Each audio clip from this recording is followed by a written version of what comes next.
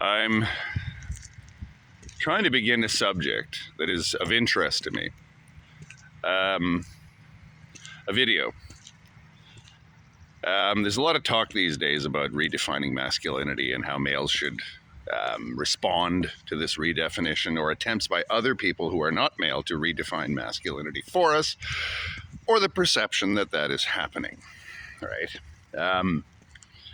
It's a big debate going on, and it shouldn't surprise us because, well, again, with the Rainbow Revolution, all roles are being reassessed. Okay. So I am reassessing the reassessment, essentially, or I am assessing the reassessment. Now, I'm all for the reassessment of gender roles, but we have to make sure that we don't end up reassessing them in a way that's not nice, right? In a way that scapegoats people, in a way that doesn't just perpetuate victim culture, right? We don't just switch one set of victims for another, right? Because that's what often happens when a society redefines its morality, which I believe society is doing right now.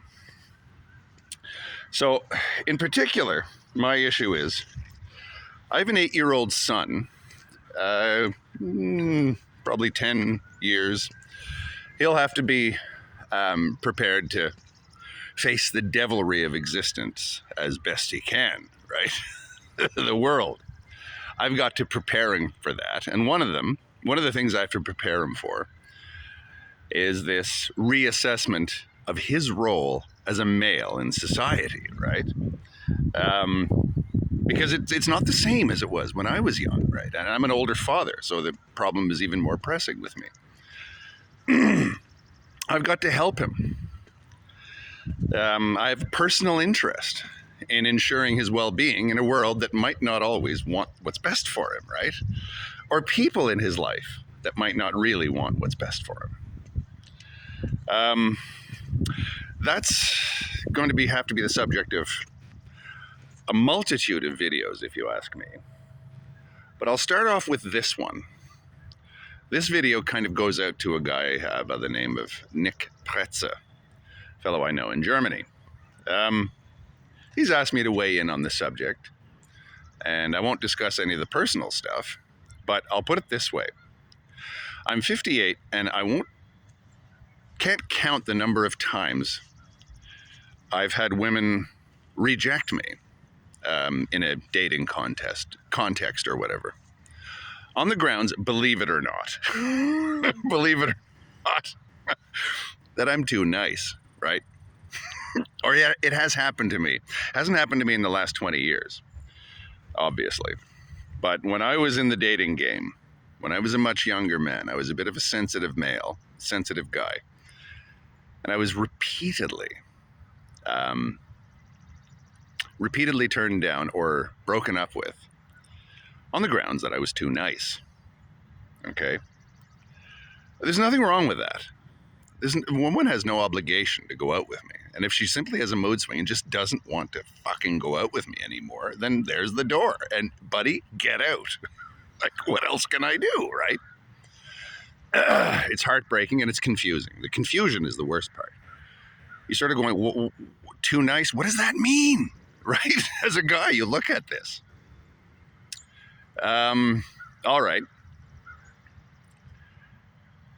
There's no answer to that. And it's not even a criticism of women when you say that, that's insane that you're criticized for being too nice. Because if you're not nice, you get brutally criticized for that as well, right? So that's just to set the tone. Remember, the same people who are calling you a brutal animal might also not want to have anything to do with you because you're too nice. That doesn't make women evil. What it does mean is that you're dealing with something you may not really understand, and you may be dealing with someone who doesn't want you to understand them. And again, it's seen in terms of power relationships, right? We're bigger and stronger than they are, or most of us are. So their actions, their self-judgments take place within that context, right? He's stronger than me. I have to protect myself. Therefore, what I do to him is on a completely different level than what he does to me. And they believe this. It's not. There's no dishonesty in it. I'm saying they, but the sort of person who will articulate it that way. All right. And again, I go for the sincerity. If I was writing poetry, romantic poetry, and a woman at the age of 23 wanted something other than romantic poetry from me, and I wasn't giving it to her, I was giving her lots of flowers and compliments, but I wasn't man enough.